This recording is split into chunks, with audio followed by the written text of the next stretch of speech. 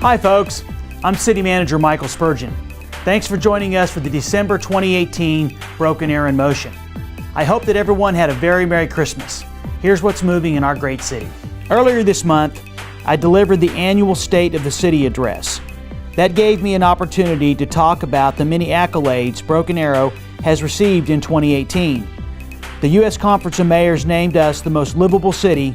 We were ranked in the top 20 safest cities in the United States on 2 different occasions. Our Rose District was named one of the most charming main streets in America, according to USA Today, and WalletHub rated our community as the best place for first-time homebuyers.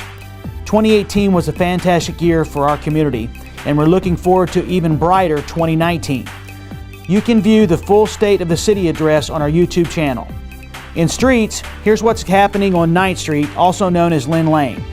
Curbing, guttering, sidewalks, and driveways are now complete on the section between Fort Worth and Houston. Crews are now working on the 2-block section between Dallas and Fort Worth. The contractor will also install a light at the 9th and Dallas intersection. We'll keep you updated as the work moves forward. Crews are continuing work on Ash Avenue between Detroit and Dallas.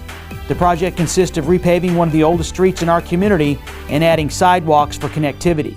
Some new commercial developments are looking to open on this section of Ash, and the paved work will be needed to help those businesses thrive. I'd also like to mention that our street crews are going around to various neighborhoods and completing crack sealing. Here's Rocky Hinkle, our street and stormwater director, with more about why crack sealing is important. It prevents us from having to go in and spend extra tax dollars to resurface that neighborhood ahead of schedule. So if we can get an extra 5 years of life out of it before we have to resurface that residential neighborhood, then the better off we are. Our crews are also continuing work in the Wolf Creek subdivision.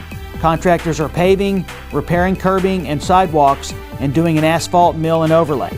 This project is expected to go into the spring and hopefully completed before the summer.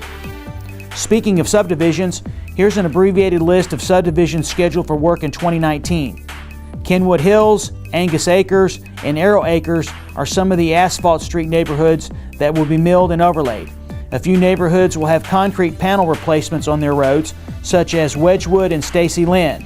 We have a full list of subdivisions and streets that will be improved in 2019 at our website, brokenarrowok.gov/streets. You can also check the status of many other public projects underway in BA in the 2018 edition of Thrive, Your Money at Work. This easy-to-read financial report was mailed out to every household in Broken Arrow at the beginning of December.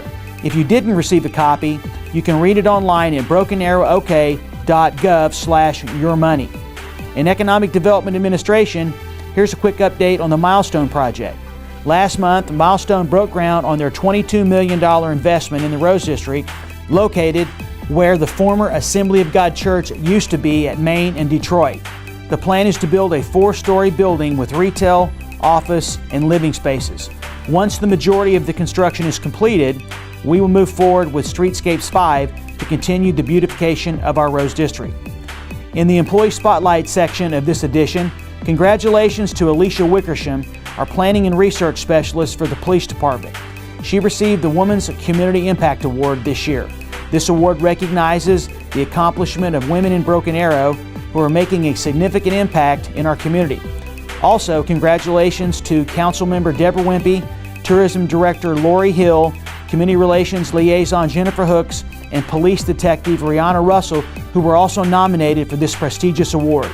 We would also like to send a shout out to Parks and Recreation Director Scott Esmond. He'll be retiring at the beginning of January. Scott has been with our organization for over 20 years and he will definitely be missed. Congratulations, Scott, and best of luck on all future endeavors. In Community Spotlight, congratulations to our high school football state champions, the Broken Arrow Tigers. They beat Jinx 28-20 on November 30th to win the 6A1 championship game. This is the first state championship for Tiger football in the history of our school. We also want to congratulate Union, who made it to the 6A1 semifinals, and to Bixby, who won the 6A2 state title. Congratulations to Stony Creek Hotel and Conference Center on their 1-year anniversary. Stony Creek is the main conference center in Broken Arrow and has brought in several large conferences to our city since they opened in 2017. These events generate much needed hotel and sales tax revenue for our community which benefit everyone. We're excited to have a venue for large companies and organizations to host their conferences, which is putting us on the national map.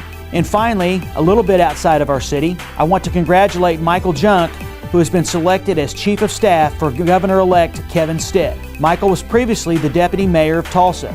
I've had the privilege and pleasure of working with Michael over the last several years in his position with Tulsa, and definitely look forward to working with him in his new position on Governor Stitt's team. That's it for this edition of Broken Arrow in Motion. Thanks for watching. Have a happy new year, and I hope to see you around town sometime in 2019.